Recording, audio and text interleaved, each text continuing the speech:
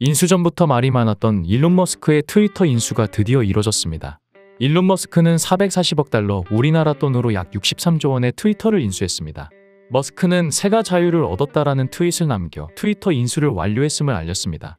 세계 최고 부자인 일론 머스크는 트위터 인수로 재산이 약 14조 2천억 원이 줄어든 것으로 추정된다고 하는데요. 이로써 그의 재산 규모는 약 291조 원으로 파악된다고 하네요. 하지만 머스크가 트위터 인수를 발표한 이후 소셜미디어 기업 주가의 불확실성과 금리 인상의 영향으로 머스크는 실제 가격보다 비싸게 트위터 주식을 매입한 게 돼버렸습니다. 일론 머스크가 트위터를 인수하자마자 트위터에서는 대대적인 변화가 일어나고 있습니다. 우선 파라크 아그라왈 트위터 최고 경영자를 비롯한 경영진이 줄줄이 해고됐죠. 이 밖에도 전체 직원의 50%를 일괄적으로 해고하면서 트위터는 창사 이래 유례없는 변화를 겪고 있습니다.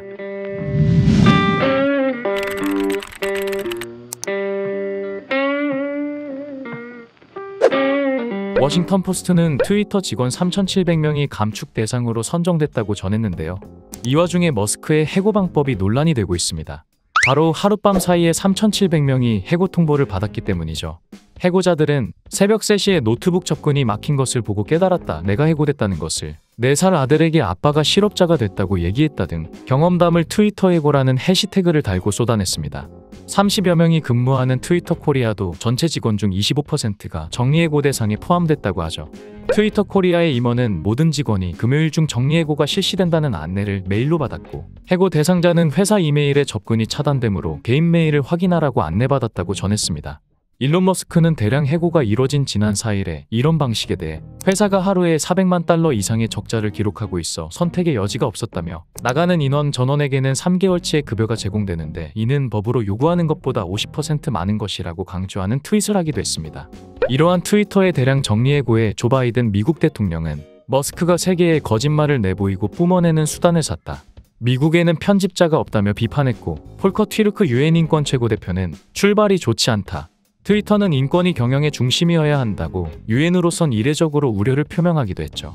이런 정리해고 와중에 필수 인력까지 해고시키는 실수를 저질러 트위터는 이미 해고된 수십 명의 직원들에게 회사로 복귀해달라고 요청해야 하는 웃지 못할 일이 벌어지기도 했습니다.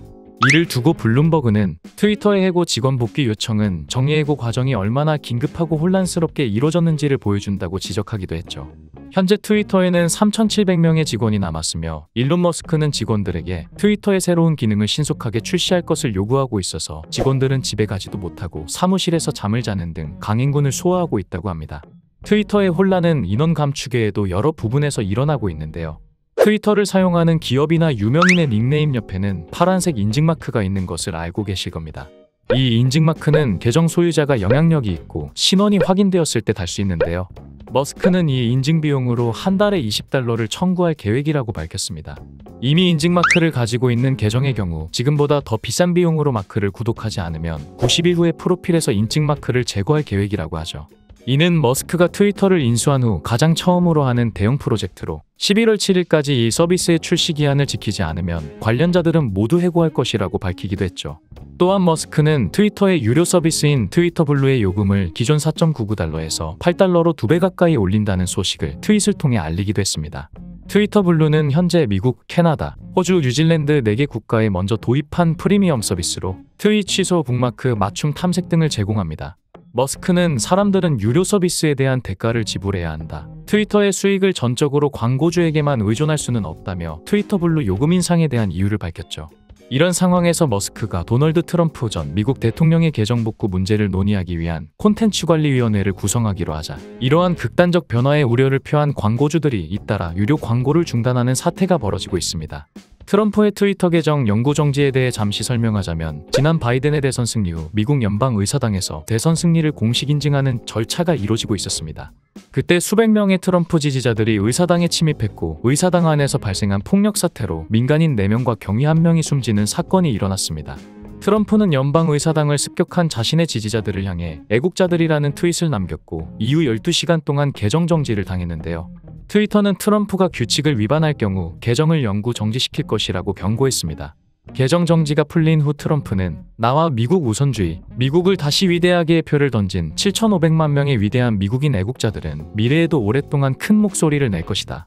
그들은 어떤 식으로든 무시당하거나 부당하게 대우받지 않을 것이다. 내게 질문한 모든 이들에게 답하건대 나는 1월 20일 취임식에 가지 않을 것이라는 2개의 트윗을 썼고, 트위터는 이 2개의 트윗이 폭력미와 관련 정책의 위반이라고 밝힌 후 트럼프의 계정을 영구 정지시켰습니다. 이러한 이유로 영구 정지된 트럼프의 계정을 복구하기 위하여 머스크가 위원회를 구성한다고 하자 유나이티드 항공, 화이자와 폭스바겐 그룹, 제너럴 모터스, 제너럴 밀스와 몬데레즈 인터내셔널 그룹은 트위터 광고를 일시 중단하기로 했습니다. 광고주들은 트럼프의 계정이 복구되면 혐오 콘텐츠가 증가할 것에 우려를 표했죠. 뉴욕타임스는 트위터가 일주일 동안 혼란을 겪었다. 광고주는 달아나고 직원들은 두려움에 빠졌다고 밝히기도 했습니다. 한편 일론 머스크가 트위터를 인수한 후 테슬라의 주가는 35%가량 폭락했는데요. 머스크의 트위터 인수로 그의 경영 분산을 걱정한 투자자들의 우려 때문이죠. 또한 머스크는 테슬라에서 신뢰하는 직원 50명을 트위터로 데려갔는데요. 이로 인해 테슬라의 경영에 어려움이 생길 것이라고 예측되기도 합니다. 투자자들은 머스크가 테슬라의 경영에 집중해도 모자랄 판에 트위터에 많은 시간을 뺏기는 걸 불만족스러워한다고 합니다.